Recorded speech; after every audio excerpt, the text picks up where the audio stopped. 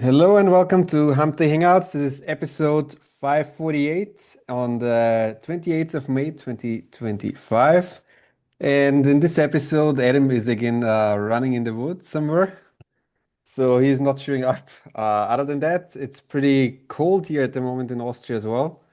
Um, After it was quite warm like earlier. So yeah, gotta deal with that. And Bradley is almost over and I think moved into his new home already, right? Close, damn close. This is my last. This might be tonight. Might be my last night in this RV. At least as my residence, because I leave tomorrow to go back to Northern Virginia to get my last load of furniture that's up there because that's where I lived. So I'm going to my. It just so happens my niece is also graduated. She just graduated high school, so we have a graduation ceremony for her tomorrow, or a celebration, I should say, for not tomorrow, but over the weekend on Saturday. So going up to Northern Virginia was just good timing. I'm going to go up there to visit her, to be there to support her for graduating, and then at the same time pick up my last load of furniture and everything, which is good. And then I'll come back Sunday, and I should be able to move this RV off this campsite, and I'll be staying at my house in Pikeville, Kentucky for the first time Sunday night. At least I hope so. So next week I plan on being in front of my desktop computer again with a great big monitor, and oh my God, my productivity is going to shoot through the roof again because I'll be on an actual desktop computer instead of a laptop. So I'm looking forward to it, man. I'm after a year and almost 2 years. It's been like 20 months that I've been in this RV, and I'm ready to get out of it. Sweet. Ready to move into a home. So it's Quick coming. question. Did you also update the website? I think I did actually. Yeah, Just checking in on that glad everyone you did. can Okay, so access. moving on. What are the local mastery newsletter? We need to talk about that. So let's Yeah. promote that. Give me 1 second. I'm updating this URL right now. Okay, so if anybody's watching and they just refresh the Hump Day Hangout page URL, it should come into All the working now.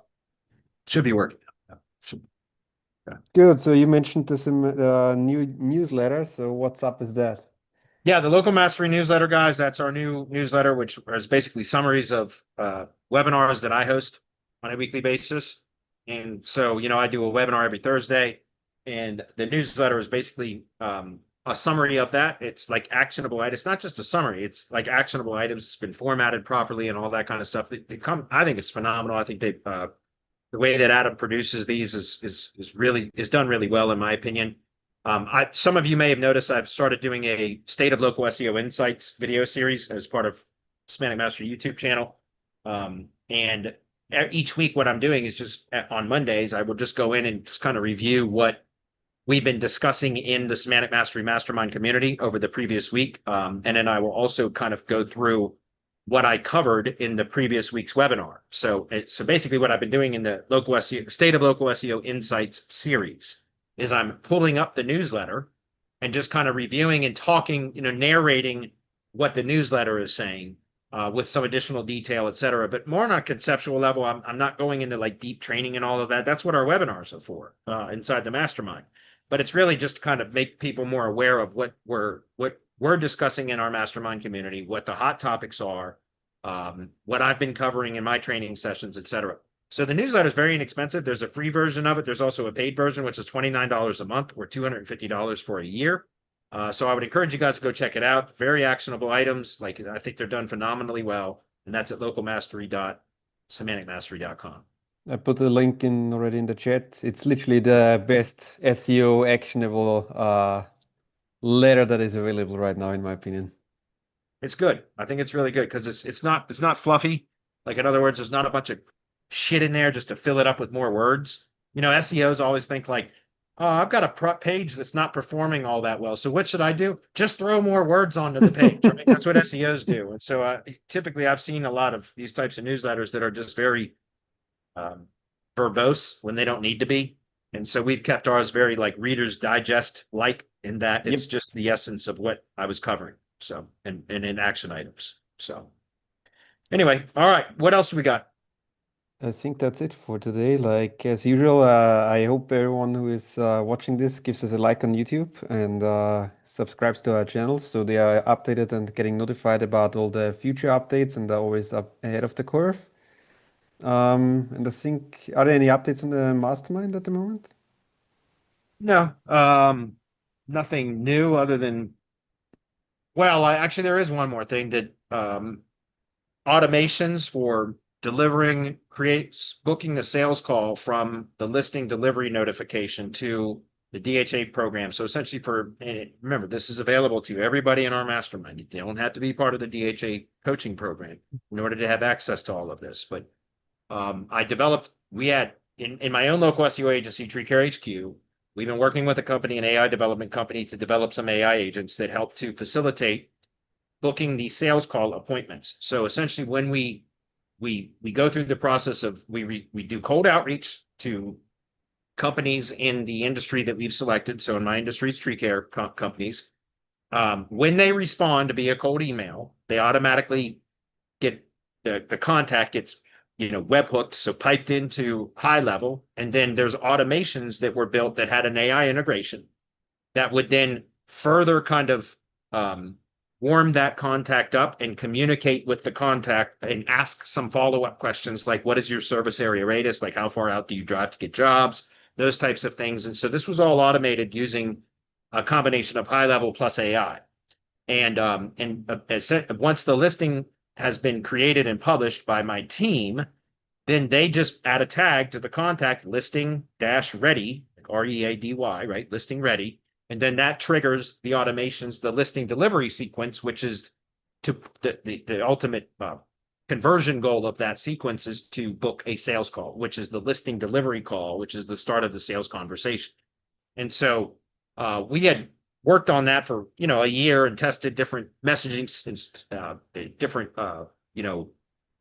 timing between messages, different messages, all that kind of stuff, and eventually got it to where it's working quite well consistently. And so then I had to develop a second version of those automations that didn't have the AI integration because a lot of our program members, DHA program members, aren't really at the point yet where they want to pay for the AI agent because there's an expense to that. And so I wanted to create two versions of the automations that I developed or that we developed, not just me. I had a lot of help from one of our members, Cecilia, and I appreciate her very much for that. But anyways, we have two versions of them. One with AI integration, which is fully automated. Then we have a semi-automated version, which does not have the AI integration. That way it reduces the overhead. And what I'm recommending to the DHA program members are that they start with the semi-automated method while they are developing and fine-tuning, dialing their sales process in, because that is the whole point of the DHA program is to start booking more sales calls so that you can get your sales presentation and pitch dialed in so that you can start selling more services more consistently and get your cash flow up. And so the idea is to use the semi-automated workflows to while you're developing and refining the sales process and your offer too. Because remember, it doesn't take much selling if you have a good offer. So you should focus more on your offer and find an attractive offer because then the sale becomes so much easier. But in any case, refining the offer and the sales process, once you have that to where it's consistent, you're consistently generating calls or booking sales calls, and then consistently closing them too, at least to a decent conversion rate.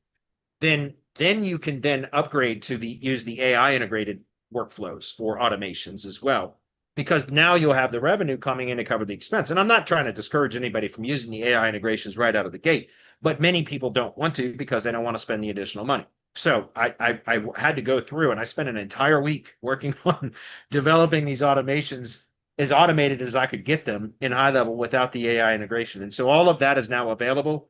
I'm a little bit behind in recording the training videos and the SOP for how all of it works. I was hoping to get to that this week, and so far I haven't had a chance to. But I'm thinking Friday, I'm traveling all day tomorrow, but I'm thinking Friday I should be able to get to some of those training videos. So my goal is by Monday, close of business on Monday of next week. So June 2nd, I should have the SOP training and videos done for how those non-AI integrated automations work. And that will also be added into the mastermind. So that is kind of that is a big update. I was like, no, there's not much updates. That is a big update because I spent an enormous amount of time developing those automations without the AI integration. And I had to go through and test all of them. Like any of you that use high level, you know what I'm talking about. Every time you develop any sort of automation on high level, you have to test it. And it's a lot of trial and error to get it to work the way that you intended it to. But everything is working good. So hopefully by close of business Monday, I'll have all the training videos and the SOP done for that last component. And then the DHA phase 1 program is complete. The whole fucking thing complete from start to end. So we're going to be launching phase 2 next. Probably in July, I think, is when we're going to actually start that. And that's only a 6-week program. That is for the sales and fulfillment side of things. So how to sell the services and how to fulfill them. The whole first component is about getting the marketing and lead generating machine up and running so that you can book more sales calls. The second phase is how to sell and how to fulfill those. So that's what will be coming up next. So there were some pretty big developments. There are a couple other big developments, like what we talked about in Tuesday, but I think we cannot talk about it yet. Yeah, we'll wait. All right, cool. Then I think that's it for now, and let's jump into the questions.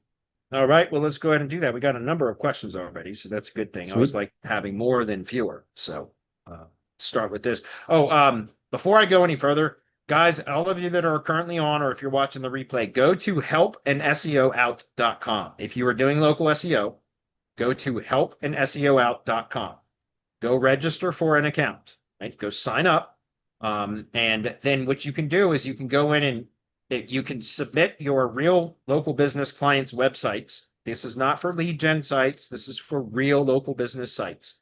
But you can basically do local link exchanges so if you have local business clients that manage their websites, especially if they have blogs and things like that, then that's great because there's plenty of opportunities for you to link out to other local businesses that can be in the same industry as long as it's not in the same area, right? Because they're not competing. If they're not in the same service area, right, or area that the company serves, then they can link to the same industry in a different location, or they can link to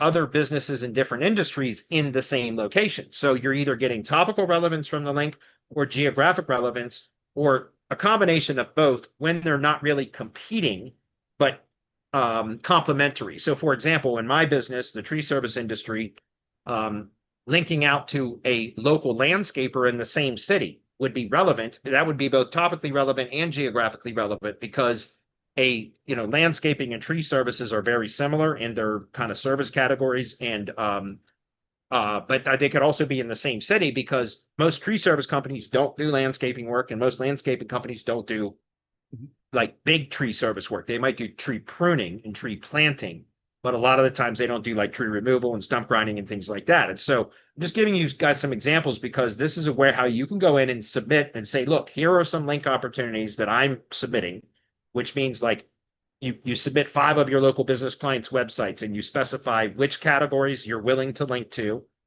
and the location that the business is located in. And then when you submit link opportunities, now you'll receive invitations for link opportunities as well from other SEOs that have local business clients that are wanting to do the same thing. And this is an outstanding idea. It's he borrowed, Dave borrowed, the developer, he borrowed off of the concept of help a reporter out, but this is specifically for local SEOs. And so I would encourage you to go check it out. Right now it's free because he's trying to get a bunch of users in there so that there can be a large inventory of link opportunities. Okay. So right now it's free. Go sign up, register an account, and get in there and start doing link exchanges with other local SEOs. I'm in there too, just to be clear. Okay. I just wanted to point, there's nothing to sell here, guys, nothing to pitch. Just go sign up and check it out. If you're doing local SEO, this is a fantastic way to secure links at no cost that can help you to perform better, your clients to perform better in local search. Okay. All right. Well, let's get into the questions. Alex is the first one. This was from a week ago. So he says, hey, do you recommend checking if a domain is delisted, or how do you recommend, excuse me, if a domain is delisted from Google other than the site colon method? That's really the only method that I know how to do it is or submit the domain to Search Console if you own the domain. Because if you submit it to Search Console and then you get a manual penalty notification, which you can just go to, settings or whatever it is in Search Console and look at the manual penalty or whatever notification section, and you'll know if it's been de-indexed. It'll tell you if it's been, de-indexed with a manual penalty. Otherwise, it could be algorithmic penalty, and you won't know it without searching because those don't show notifications in Search Console. Algorithmic penalties don't show notifications. It's only a manual penalty that shows that. So the only way that I know how to do it is site operator domain search to see what's currently indexed. But if it's an expired domain that hasn't been published for quite some time, it may have been de-indexed and you wouldn't know because the site operator isn't going to show anything that's indexed because it's been, a domain that has not, it's been, expired for a number of months or whatever it is. And Google, like those pages dropped out of the index. So you don't know. And we experience that. Remember, we buy a ton of expired domains. That's a lot of what Semantic Links is built around. It's expired domains. And so, we buy literally hundreds of domains per month. That's not a joke. And because of that, there is always a small percentage of them that we find that even like right after we purchase them, we find out that they're domains that won't index. And so we have to replace those domains. And that happens, it's a very small percentage actually, but it does happen. And that's the only way that we search for it. We check it was once we publish a site, we don't submit all of our domains to Search Console anymore. We used to, but it became too hard to do because we literally manage over, I don't know, I think it's 8,000 domains now. And so it was very difficult to manage all of those across various Search Consoles and all of that. So by link service, we manage 2,500 domains currently, but we also have a ton of rebuilds, which rebuilds are, where we buy a custom domain and assign it to one client and one client only. And so again, with that, we have literally thousands and thousands of domains, and it's just very difficult to use Search Console because otherwise we'd put everything into one Search Console account. It was too hard to spread them across multiple accounts when you have that many domains. So we stopped doing that. So instead, what we do is we'll publish a site onto the domain, and then we submit it for indexing, and then we'll wait for a few days to see if it indexes before we will then assign it as a client domain, essentially. And if it doesn't index after a few days, we'll resubmit it and we'll give it another couple of days. And if it doesn't index after that, then we'll replace it. And we use the site operator domain search for that. Okay. Gsite says, do exact match domains work with any domain extension like .pro, .net, .org if .com is not available? Yeah, it can. I mean, I've used like .pro. That's not a top level extension, right? So felling.pro. But that's not a TLD, right? It's a vanity extension, I think is what they call them. But anyways, yeah, they still work because, like, for example, there's a .care domain, right? Well, that's supposed to be for like health services and healthcare stuff, right? But I've used the .care in domains that were set up with tree. So like the company name tree.care. So like, let's just say Benner's Tree Care, right? So Benner's Tree.care. And I've used those a number of times for tree service projects, and they rank. So typically, if you're going to use a kind of a vanity extension like that, you want to use an extension that would be relevant to that industry. Like, and what I'm saying is .care is supposed to be, I think, for healthcare stuff, but the .care name was relevant for a tree care company, right? Do you understand? So that's what I mean. Even though, because guys, like, think about like, I think .net, well, for example, .net, I think was supposed to be an extension that was supposed to be used for like technology companies and stuff like that way back when they first came up with TLDs. .orgs were supposed to be used for like nonprofits and things like that. But we all use those. Those are all top level domains that we use no matter what industry they're in. So I don't really care that .care was supposed to be for healthcare stuff. Who gives a shit? It still worked well for tree care stuff when the company name was tree care, because then I could get the company name tree.care. And that would be a great domain that we could use because, again, it almost acts like it's a branding name, but it's also kind of got the, in any case, it acts like an exact match domain or at least partial match domain. Okay. So I've not had any problem ranking those, just to be clear. So not for local. It might affect if you're trying to do like national SEO stuff. It might be more difficult. I don't know because I don't do that kind of SEO. But in local, I've not seen any problem or had any I haven't had any problems ranking those types of domains. Okay. Sam says, do you have a standard list of questions you ask on every sales call? If so, what does that list look like?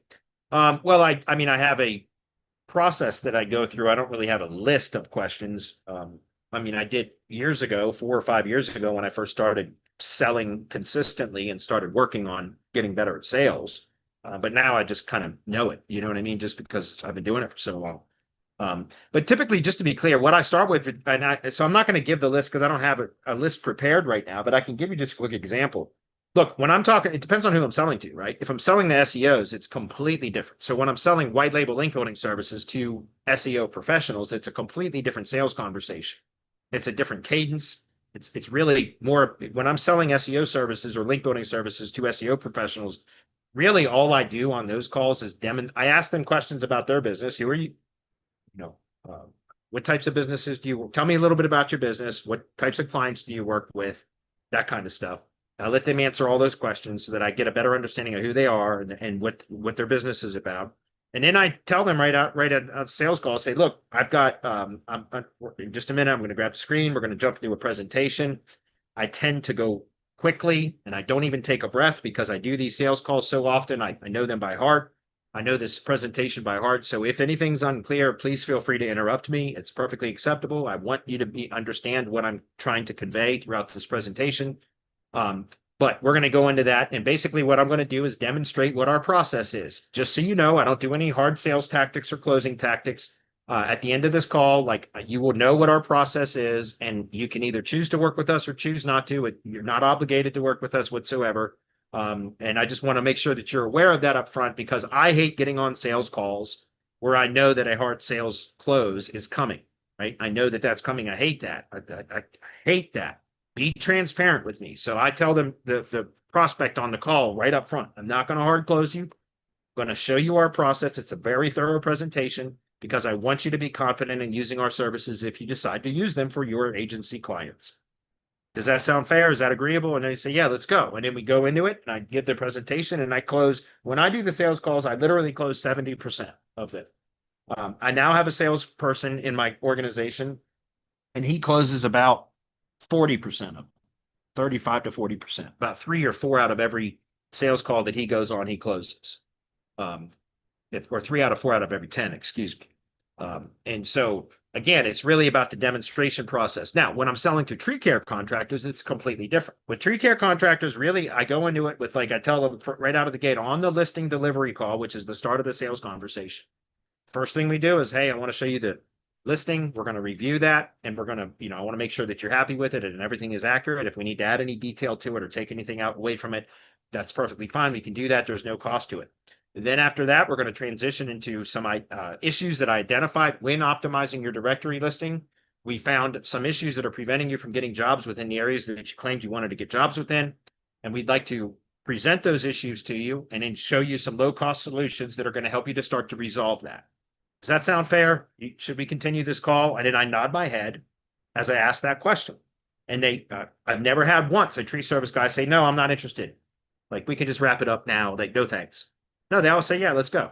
And so then I go into the directory. We just have a brief conversation. I show them the directory listing. If they're on a Zoom call, then I will grab my screen and show them. If they're on a phone call, which a lot of tree guys are, then I will send them a text message and say, are you in front of a computer or can you view a link if I send it to you via text? And if they say yes, then I'll say, okay, boom, I just sent it to you because this is all done in high level, right? I'm in the high level screen talking to them through the high level phone where I have the text and email and all their contact data and everything is all right there in front of me.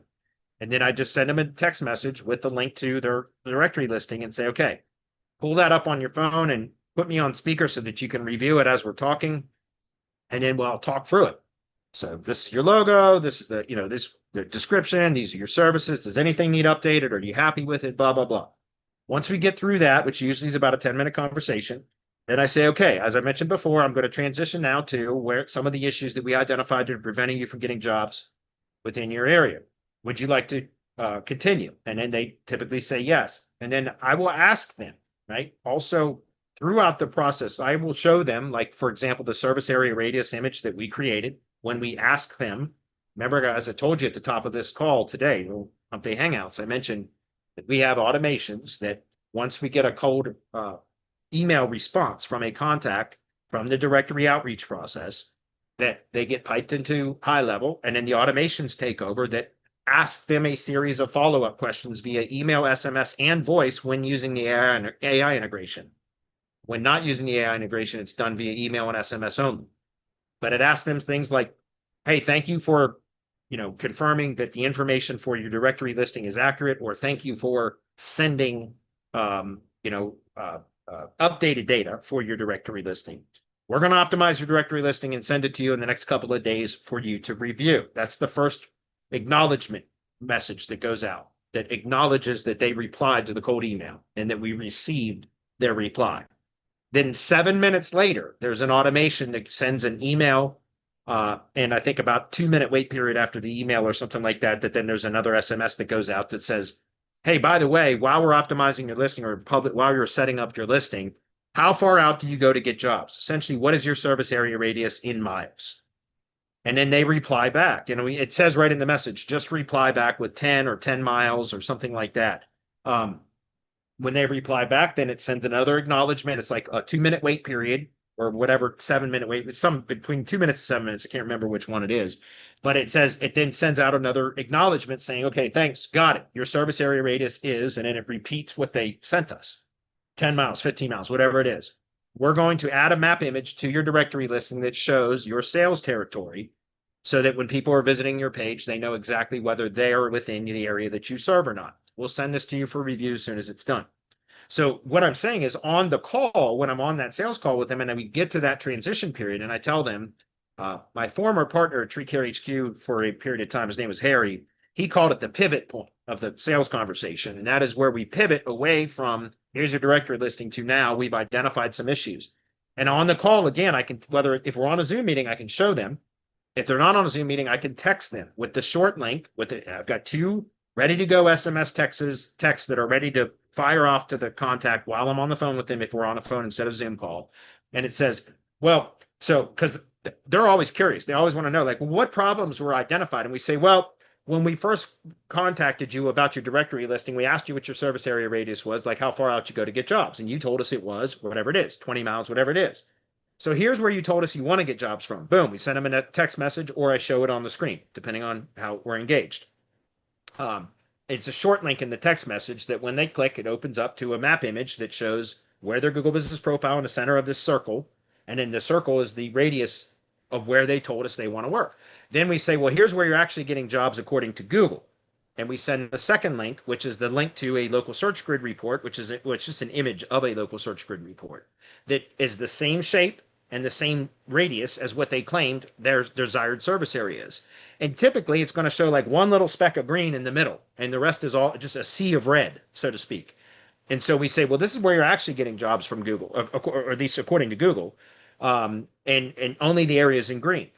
So we've got some low-cost solutions that can help you to start to resolve this as you start to secure more jobs from a broader, wider area than where you're currently only getting jobs from Google. And then from there, they'll say, oh, wow, I didn't know that or something like that.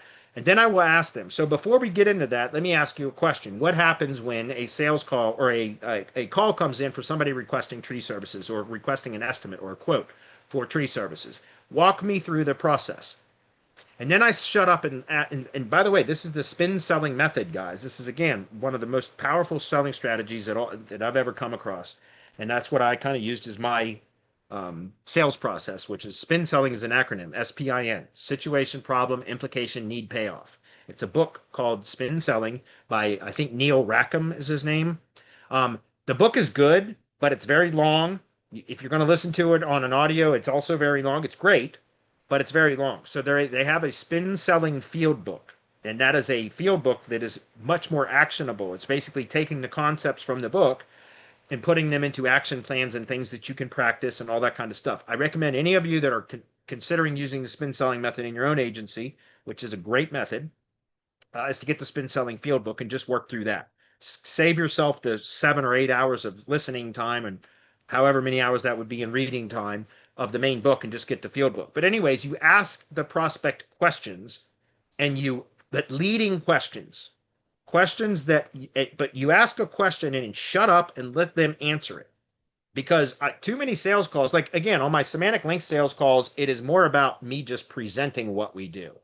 I'll answer questions as we go, but I don't ask them a lot of questions. But on sales calls with tree guys, I do ask them lots of questions because I want them into their with their own words, in their own words, I want them to tell me how inefficient their process is.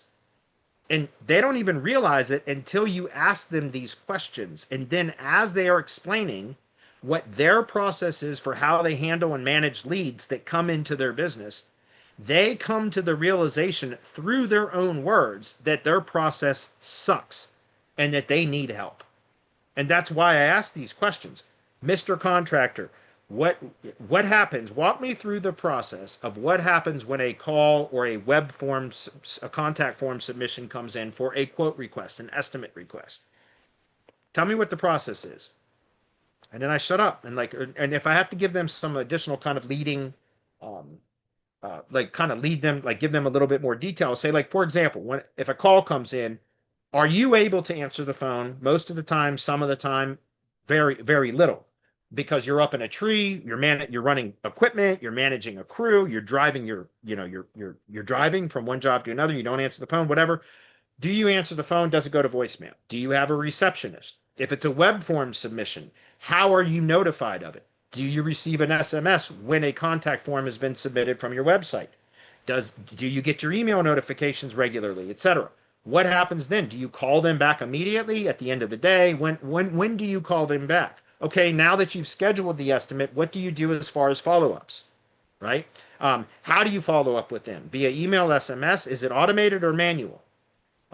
What do you do with existing clients? Do you follow up with them to offer them additional services? Do you follow up with them to ask for a review? So I ask them these types of questions, and they just tell me how most tree guys have very terrible processes. A lot of them work on, literally notebooks and paper. So again, through those questions, they start to come to the realization that they have issues. Because I always ask, typically I ask a tree contractor too, like, what is it that you need most in your business right now? And the vast majority of, not all of them, but the vast majority of them are going to say, I need more leads. I need more jobs coming in, more leads. And that's when I ask them, well, walk me through the process of what happens when a lead, a quote request comes in, a lead comes in. And then we go through that whole spiel that I just mentioned to you, because then I get to the point where I say, so what you're telling me is that you might not actually have a lead problem. You might actually have a lead management problem, right? Because if you have an inefficient process, which again, in their own words, most of the time they've come to the realization through me asking questions and them talking that they've got an issue with lead management more so than leads. Yes, they might also need more leads. But if, let's say that a contractor gets on average 20 leads in a month, but they only close like, 4 of them, right? So 20% of those leads out of the month, they should have a much higher conversion rate. And if they have an inefficient process for follow up and responding quickly to a call request, an estimate request, all of those kind of things, if all of that is inefficient, then they are losing leads almost as fast as they are generating them. In other words, it's like having a bucket with a hole in it. You're pouring water in the top, but there's water coming out of the bottom because there's a hole in the bucket, right? And so that's what I use that as kind of an analogy when I'm talking to tree contractors. I say, so you leads coming in currently. You say you need more leads, but you're not actually converting a lot of the leads that you're currently already receiving because of inefficiencies in your process that are allowing those leads to go cold or to get serviced by some other contractor because of your inefficient process. Is that a fair statement? And then again, I nod, and that's a question asking them that typically is going to elicit a yes response. And I nod my head when I ask those types of questions. Even if we're on a phone, I still do it because it's just habit, number one. And I think it really does influence the conversation. I mean that on when somebody can see me visually on a Zoom call, it does influence the conversation. They'll say, is that a fair statement? Your process is inefficient? That yeah, pretty much. I guess so. They'll say stuff like that, and I'll say, okay, well then, here's the thing. We can help you to start generate more leads, right? There's a number of things that we can do to help improve the service area, like where Google's going to send you leads from. That's going back to that service area radius image.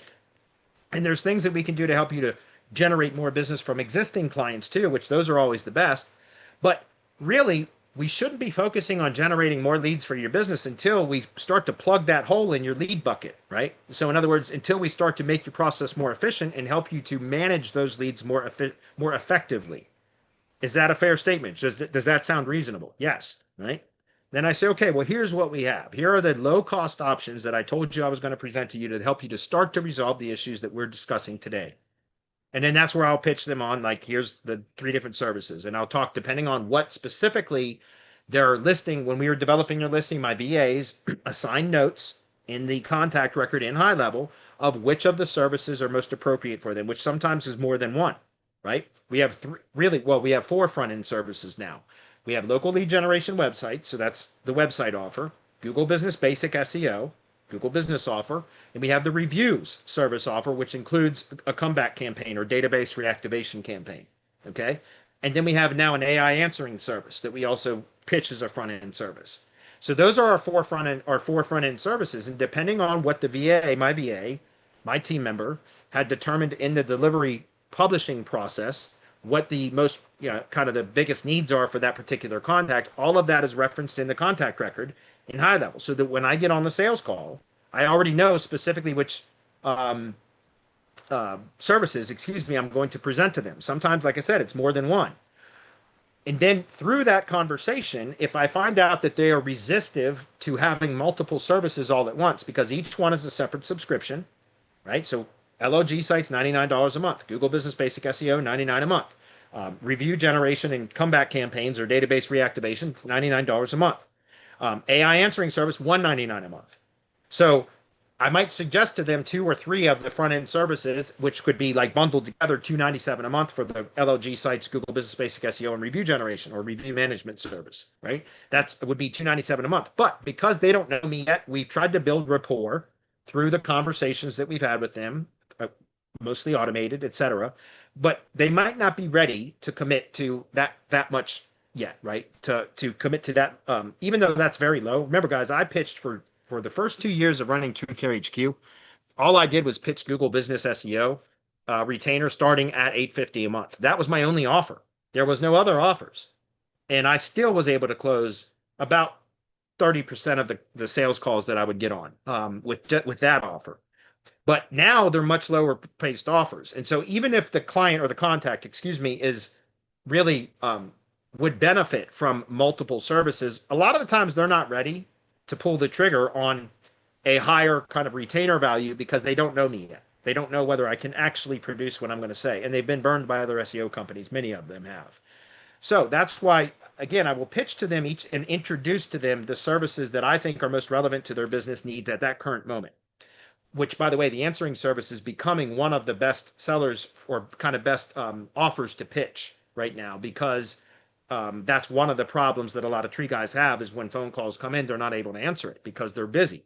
And so having an answering service answer the phone helps to capture more of those leads that would otherwise hang up and call the next contractor. So that is one of the better services. But to get back to what I was saying, if I'm only going to end up ultimately directing the contact into selecting one service only because that's all they're willing to spend on right now, it's only $99 a month, I'm going to recommend the review service. Why is that? Well, because the review service will help to improve their reputation. And if they have a customer list, which I always ask that on the call, do you have a customer list already, an existing customer list that then you can send to me and I can import it into my system, which will then start sending out review request campaigns to all of those contacts. And if we can get enough reviews in, so review velocity in a fairly short amount of time, and that's variable depending on the other competitors, what their review velocity is, etc. But typically for a tree guy, let's just say, for example, if in the next 10 days, 10 to 14 days, I could get them 20 reviews in their Google business profile over the next 10 to 14 days. That is usually going to show significant improvement in Google business profile performance in map search too. Like, in other words, it helps the GBP to perform better in map search. They are instantly going to see an increase in their reputation. And because of that, because it's a low cost kind of thing that we can do, that can usually not only just improve their reputation, but also help to improve their Google business profile performance in map search, then that is usually what I'm going to lead with. Unless we have a conversation with a contractor that already has a fairly decent number of leads, but they're losing a lot of their leads, in which case, because they're not following up in a timely manner, etc., in which case I might pitch the answering service instead. Hopefully that's clear. But again, just to kind of walk back through what I was saying, guys, the process that I go through is a very question-driven process for tree care contractors. For semantic links clients, which are other SEO professionals, it's a presentation-driven sales process where I just demonstrate my process. That's usually all I need to do to close them, because they see, wow, there's a lot of research that goes in there, or data analysis that goes into how he builds links. But with Tree Guys, again, we're not talking about the SEO components, right? I mean, we talk about, hey, in order to have better online exposure, you need to have certain elements done properly, and they all need to kind of work together. And these are the different components. We can put them all together for you, or you can order them separately, like a la carte, so to speak. But based upon our conversation today, Mr. Contractor, this is what I recommend as the most that you should prioritize right now, which is usually going to either be reviews or AI answering service. Okay. So that was a great question. Guys, I'm telling you, I think one of the most important things if you're going to be selling local marketing, and I don't even want to say SEO services anymore, because we should be doing a lot more than just SEO in order to be effective for our clients, especially now that search, like traditional search, is declining in market share. We should be calling ourselves local marketers, not local SEOs. Seriously. And so one of the best things that you can do in your business is learn how to identify an industry, figure out how to help that specific industry with marketing type services and business building, business operations, business building services, business operations, applications, things like that make their business more efficient, right? And then learn how to sell that to them. So booking sales calls and then, fine tuning or dialing in that sales process, that's going to have the biggest impact on your revenue. It's not learning the next new SEO tactic or the next new, app out there, or chat model or something like that that's going to produce better content. All of that can help you to get results for clients. But if you don't have a client base to generate revenue, to produce income for your business and for you personally and your family, then what is the point of learning the other new SEO tactics, right? That's why I recommend everybody should be focusing first and foremost on how to sell marketing services to a particular industry. That should be your primary goal when entering this industry, in my perspective, or in my view, instead of learning how to do SEO, right? Because everything that we're doing in SEO and in digital marketing, so to speak, now, the broader digital marketing, is evolving so quickly that the tactics are constantly going to change, but marketing principles do not. Do you understand that? Marketing and sales principles don't change. They're foundational, they're fundamental. And so if you focus in on learning how to sell marketing services to a particular industry, which, my recommendation, then no matter what the actual services are or the deliverables are, you'll be successful, right? And that's it. But always focusing on the SEO tactics and not the sales side of things. The SEO tactics don't generate the revenue unless you're in affiliate marketing or something like that, right? You have to sell the SEO tactics to local businesses in order to generate revenue from them. So learn how to sell first, right? But how do you learn how to sell? Learn learn what is important to a particular business industry and figure out what their business is suffering from. You're going to find commonalities. If you have enough conversations with business owners in a particular industry, you will find common problems that most of them struggle with. Those are your offers. Those are your first offers, the offers that they are struggling with. You develop solutions to help them solve those problems that are common across many of those businesses in that industry. And then that becomes your offer. And then so now you got a good offer. Now you got to refine your sales presentation and your pitch. Those are the offer is the most important in my opinion, because with a proper offer, it doesn't take much selling. But then once you have a proper offer, when it comes to sales, it's going through practice, trial and erroring, different angles, different messages, all kinds of stuff to figure out what converts the best. And over time, you will continue to get better and better and better, right? Like I said, I could do my sales presentations, especially for semantic links, in my sleep. No kidding. I mean, I go on autopilot when I get on a sales presentation for semantic links because I've done it so many damn times. So the biggest impact on my business, guys, and since I've been doing SEO for 15 years now, I've been doing SEO. And what had the biggest impact on the revenue of my business was focusing intentionally on learning how to sell. That had way more of an impact on my revenue than anything else I've learned in this industry, any SEO tactic or anything.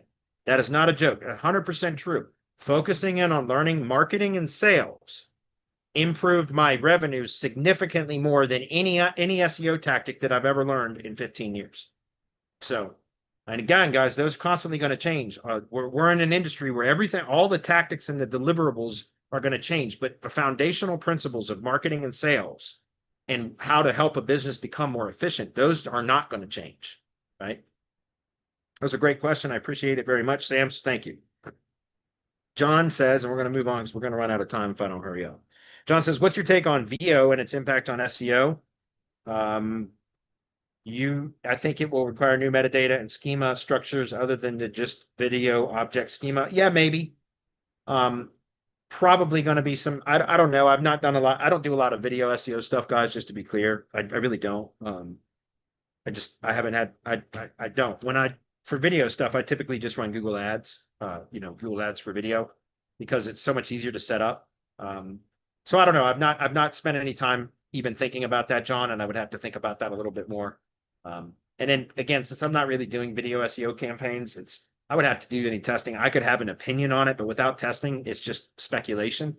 And so you're asking, don't take this the wrong way, but you're asking me to speculate, and I'm not going to do that because I don't know. I would have to think through that before I could even have a proper speculation. That makes sense. So I'm going to move on. Tiz says, have you ever seen faster content decay cycles with AI progressing? I don't know. That's not something that I've been able to measure, right? So decay is like how effective is a link within a piece of content that the decay rate or if that's what she's referring Tiz, or that's who this person is referring. That's what this person is referring to. I think of link decay or link atrophy, which is when a link loses value over time, depending on traffic is kind of the determining factor of that, right? Which is, so if a page URL contains a link to whatever you're linking to, if that page URL receives traffic and click-throughs from that link gets clicked through, that is the best types of signals. That slows the decay or atrophy rate the most. Because the page is receiving traffic and the link is receiving clicks. So that's engagement on the link itself. So that is the slowest decay rate. Then if the page gets traffic, but the link doesn't get clicked, or very, very, very little does it ever get clicked, then it will decay faster than it does if the link is getting clicks. But still a fairly slow decay rate or atrophy rate, okay? If the domain gets traffic, but the page doesn't get any traffic or very, very little traffic, then the link will decay even faster, right? Because now the page isn't even receiving traffic, which means the link isn't getting any clicks, but the domain is, and the page is part of a domain, so it's still going to decay, and it's going to decay faster than if the page was receiving traffic. If the domain itself doesn't get any traffic or very little traffic, that is the type of link that will decay the fastest, right? And so, how much does it decay? I don't know. I don't even know how to measure that, to be honest with you.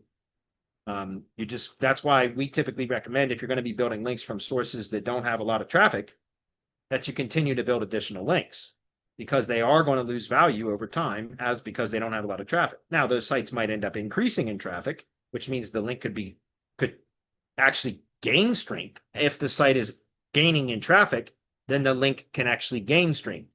But that's not that. I'm not saying that's not typical, because it is. If you start a new site, like a new blog, and you're publishing content and it doesn't have a lot of followers, doesn't have much user base, not a lot of readers, etc., but you keep adding content to that blog and it gains in authority and starts to gain followers and readers, etc., that can actually increase in traffic over time, which can actually increase the value of the links on that domain. But if it's like a rebuild, like a PBN type of site where you bought an expired domain and you rebuilt it and used it for link equity, etc., and then the domain gets no traffic or very little traffic, the link from that is going to decay at one of the fastest rates. Again, it's still going to provide value for months and months and months, if not for even years, but it does decay in that it will lose value over time because of the lack of traffic. So that's why I recommend, when using those types of links, that you continue to build new links, okay? Moving on. Sam says, I've noticed that Perplexity AI and ChatGPT are becoming significant sources of my traffic. AI is sending me real leads. How do you suggest to grow this further? Publish more content across more platforms, not the main money site. Publish more branded content that is always tying the products or services or locations back to the company. Publish more branded content across more platforms. That's how you're going to do it, right? And make sure that it's on the platforms that are typically ingested by the large language models. There's a really interesting article. If I can find it, I'll show you. It's in this. It should be right here. So right here. This is it. I'm going to put this in chat, guys. This is brightedge.com/perplexity. Okay, so for those of you that aren't on the live call or you're just listening to it or whatever, if you go to brightedge.com/perplexity, or excuse me, perplexity, this shows you how the different, or this is an article that shows how some of the large language models are using, like which large language models are that they typically and frequently ingest content from. So like, for example, this is showing in Perplexity that these domains have high visibility in Perplexity citations, but much lower in Google Search Generative Experience citations, right? Or SGE citations. And that is Yahoo, MarketWatch, CNBC, and Reddit, right? And so this is just a pretty interesting article. I'm going to put this in chat, guys, that just shows some of the, depending on the different industries and things like that, the query is regarding, will show. Like, for example, business to business tech. In Perplexity, it's sourcing content from or in ingesting from Reddit, Geeks for Geeks, and Kaspersky, excuse me, Kaspersky. For e-commerce, it's Amazon and Wikipedia. For education, it's these, right? So this just shows finance, right? CNBC, Fool, Investopedia, NerdWallet. So with some searches of AI models, large language models, you could do some prompts to ask them. And a lot of the times you can extract this information from the AI chat as to which sources do you source content from, or do you ingest content from in this particular industry, right? And you can ask it. You might need to prompt chain a few prompts to get it to respond with an accurate list. But then you would start, then what I recommend is trying to find out how do you publish content onto those platforms. In some cases, it's easy to do, but in some cases, you might have to figure out ways to get content published on the platform. But that's how you can start to manipulate large language models, guys, is by producing a lot of branded content that are going to tie the company back to the products and services that you're promoting, and then publishing content across various platforms so that the different language models that ingest content from different platforms now have content out there that is always tying the company back, or the products and services and or locations back to the company that you are promoting. Okay. Good question. Alex says, hey, Bradley, I watched the State of Local SEO YouTube vid from 526 where you were talking about publishing branded content to the large language models. That's funny. That's perfect follow-up question. Could you give us some examples of a workflow you would use for WordPress, Tumblr, Medium, Gsite, Strikingly, et cetera, on how you would actually hook those up so you don't have to manually prompt GPT, copy, and paste? Well, yeah. I mean, I can't give you any examples here because we're going to run out of time anyways. But like, for example, if you're using like N8N, right, you can have AI agents in there where you can have whatever you're using as a trigger for your content source, whether it's an RSS feed or a direct connection with the platform. So let's say you're using Medium as your content source, for example. Or let's go with Blogger, because I don't know if Medium has an RSS feed, but I know Blogger does. I would assume Medium does, but I'm not 100% sure. I know Blogger does, though. So let's just say you're using Blogger as your content source. Like, that's what you're going to use as your starting point of your content for publishing branded content across multiple platforms. Then you would have in N8N, you would have the listener, right, which would be listening or looking for a new entry item in the RSS feed. Or if it's just a direct connection instead of an RSS trigger, it's looking for a new post published on the blog or blog. Then once it receives that data from that post, whether it's the RSS feed or from the direct connection, then it would push that article into a ChatGPT that with a prompt that then would have instructions to rewrite the article, but keep the prompt could be as elaborate as you wanted to, but basically rewrite the article, keeping the structure intact, but using entity variants, et cetera, which, by the way, you can feed that chat model. If you're in a single industry, you could feed that chat model with all of the entities that are relevant and examples of content, etc., so that it has a database that it can then pull from, so that when it is rewriting content, it has guidelines specifically of how it's going to rewrite the content based upon the data that you input into the chat to prime the chat, so to speak, right? And so now again, it's just a multi-step automation that can be done within NA and probably others as well, but that's the only one that I've used. And that was, again, it takes the content, then it sends it from the original source, sends it into the chatgpt, tells it to rewrite it with the whatever guidelines you put in the prompt, and then to republish it onto Medium. Then that same piece of content could then be republished, now rewritten again and republished on WordPress.com, Tumblr, etc. So it's not hard to do. You just have to have the application to do it, and then you have to set it all up. And once it's set up, then it can run on autopilot. Each time you publish an article, and by the way, you can even automate publishing content to the original blog that is the trigger, right? You can automate that too. So again, it all comes back to just kind of setting it all up and then test with it and all of that. And then you just kind of refine the prompts and everything to keep making it better as you go, which again, guys, that's if you go into one single industry, it makes all of this so much easier. Imagine trying to do this across 8 industries, like a lot of the local SEOs I know do. They'll work with any client that will look in their direction. Imagine trying to set all this up and all these chats and everything else for all these different industries. Screw all that. I'm going to do it one time, and I'm going to keep making it better and better and better. Okay. And it's going to be, in my opinion, that's a much more efficient way to run a business. Okay. Okay. So anyways, that's a conceptual explanation of how to do that. There's plenty of videos on YouTube, guys, not on our channel, but about how to automate stuff with N8N and how to build AI agents and how to chain those things together and all of that. So just go to YouTube and search for N8N AI agent automation and things like that, and you will find plenty of examples that you can then model to set your own up. Okay. Josh says, hey, I just joined a mastermind. Should we do neighborhoods on the LLG sites, even in an industry where people are searching by big cities and state? No, maybe not. Maybe not neighborhoods. You could do, I just had a conversation with a new mastermind member. It wasn't Josh, but it was somebody else, Jay. Anyways, about doing something similar, but where if you would target, like if it's a company, like the industry that you're in, it doesn't get so granular, which is I think what you're saying in your question. Then you could target like the hierarchy of location pages on the site. I would start with like top level states and then metro areas, metropolitan areas within that state. So you would have a top level page of state, then a child page of metro areas. Because remember, a metro area is typically going to cover multiple counties. And then each county has its own set of cities, towns, census designated places, incorporated communities, unincorporated communities, etc. So if you're doing larger projects, then it makes sense to build the components at larger scale. In other words, start with state pages, metropolitan areas, and then you can target individual cities within the metropolitan area as posts. Remember, if we're talking about WordPress, in the taxonomy structure, we would have top level parent pages and child pages, which would be categories and subcategories. And then you could publish posts into the subcategory. So if you're talking about a top level state with the subcategory and child page being a metropolitan area, and then from within that metropolitan area, there is a number of counties typically, and each county is going to have a number of cities, towns, etc.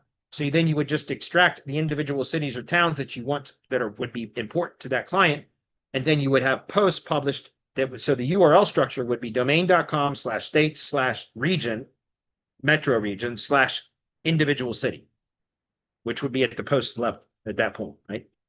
Hopefully that's clear.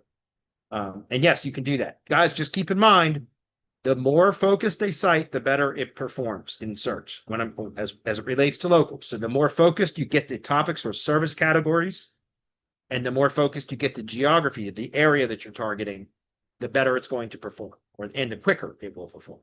So if you're targeting large components, large geographic areas like that, it depends on the competition levels, but typically those don't perform quite as well, and it's going to take more effort in order for them to rank well, just to be cool.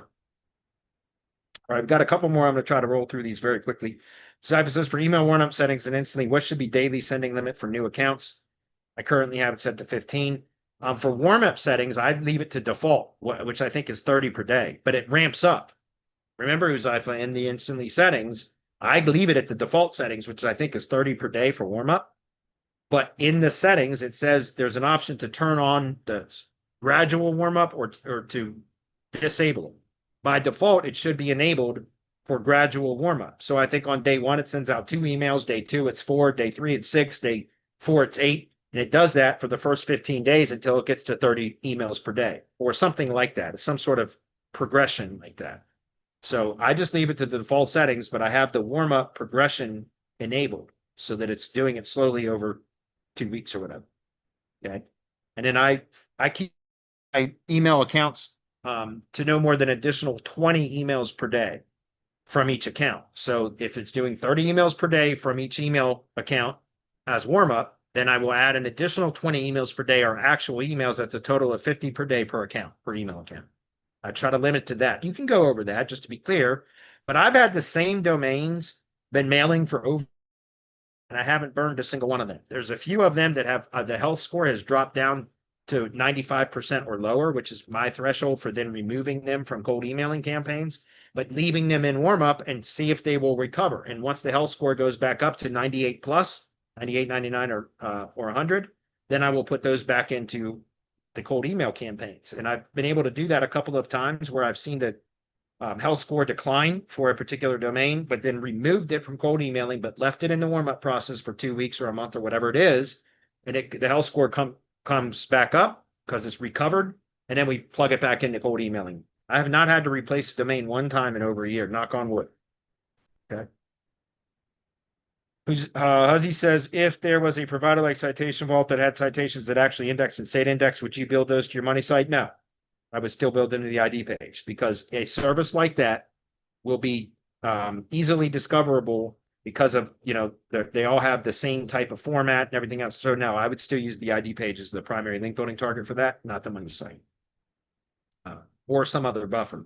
ID page is perfect for that. A Google site would be good for that. So if a client is renting an LLG site and the site drops in rankings, would you pause this subscription until it's ranking again? I have seen multiple LLGs, mine bouncing from position 1 to 10 down to 70 and 90 and back up to 1 to 10 about 10 times in a single month. I have no idea why Google can't make a decision to rank it or not, but it's something you would factor in your pricing. Not for $99 a month. Like, if I was renting sites out, like what a lot of rank and rent guys will tell you to do, like 500 a month, 1,000 a month, 1,500 a month, whatever. Yeah, of course. Unless it's ranking, I would absolutely drop the price or pause the billing, but that's very difficult to do. And by the way, I've never found anytime I've ever tried to do a rank and rent site where I've rented the site out for a high dollar value, like what I just described, they don't stick. The renters don't stick.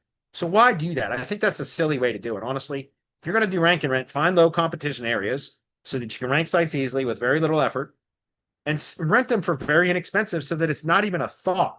Right?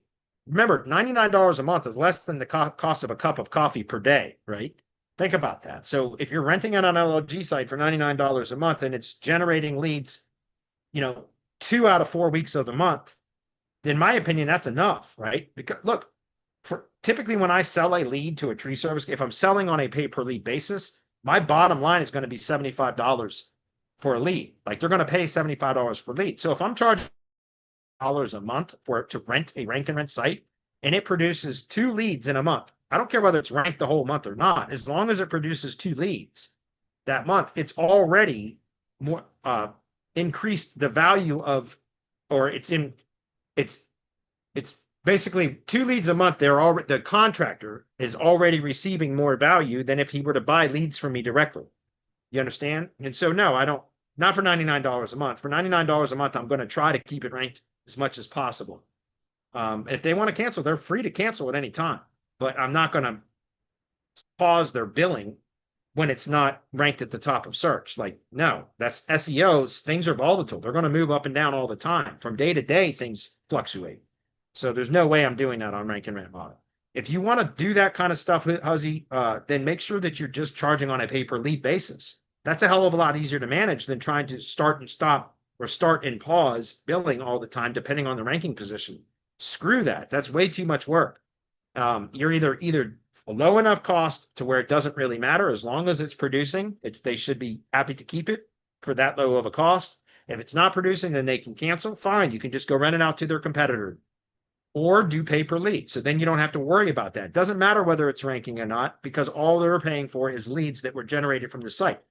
When I do pay per lead, if a tree contractor were to call me and say, hey, the site that I'm buying leads from isn't ranking right now, I say, so is there a point to you? Well, yeah, I mean, I'm paying for leads. You're right. You're paying for leads. You're not paying for rankings. You're paying for leads. The leads come when it's ranking. So it's in my best interest to get it to rank so that I can make money from the site. But again, it's like, and I'm not that crude about it, right? A little bit more diplomatic about it. But I do ask when somebody says, well, hey, the site's not really ranking right now. So yeah, but you're not paying me to rank the site. You're paying me for leads. And so my goal is to get you leads from that site. But the site's going to fluctuate. That's normal. Okay. All right, last question. Is feeding ChatGPT and other AI software the info you want it to know about your SEO goals the right way to implement SEO for AI? I don't know about that specific, Chris. Like with your question about what your SEO goals are, the right way to implement SEO.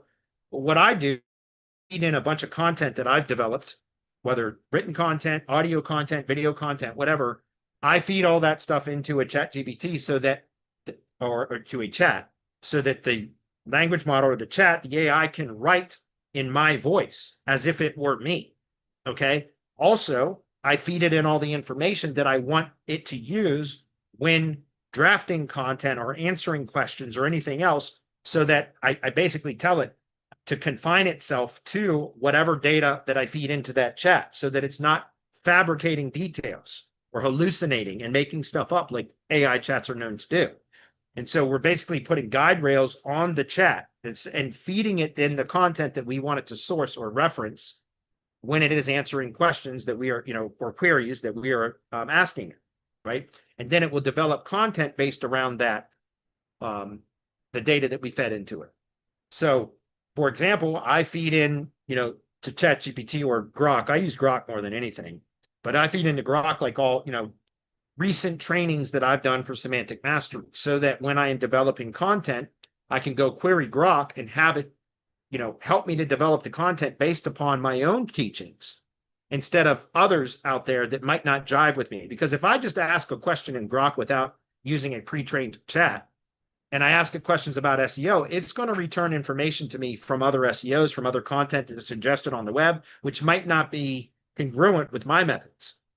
So instead, I created a chat that has all of my methods that I constantly am adding new data into, so that when I want to have it answer questions based upon what it understands about my methods, then I can query it and it will return data used from what it understands about me and my methods, if that's clear. Same thing goes with local businesses, guys. If you, again, look, I have a general tree service kind of chat that is about stuff that's important to tree service contractors. I have another chat for tree service marketing that I've fed in a bunch of my stuff that I've produced, right?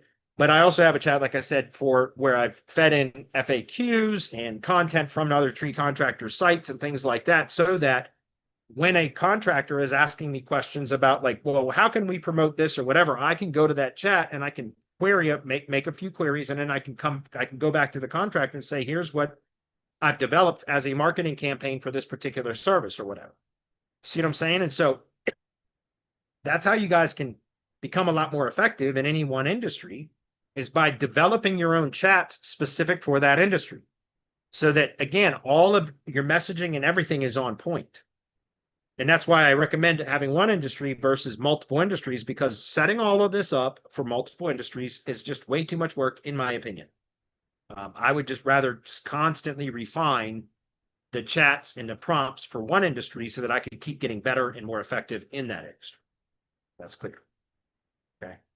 All right, guys, we're way over 10 minutes. So I think I'm going to wrap it up. I don't think I see any comments or questions that really need to be. What about feeding large language model directly? That's what I was talking about, Christine. Chris David was talking about feeding the chat directly with content. URLs, videos to podcasts, or URLs to podcasts. You can upload files directly in some cases, right? PDFs, things like that. So I recommend that. I've been doing a lot of that lately, which is just creating my own chats where I feed it a bunch of data, and that becomes the the bucket that the chat is going to pull information from. Okay. All right, guys, I got to wrap it up. Thanks everybody for being here. We'll see everybody next week.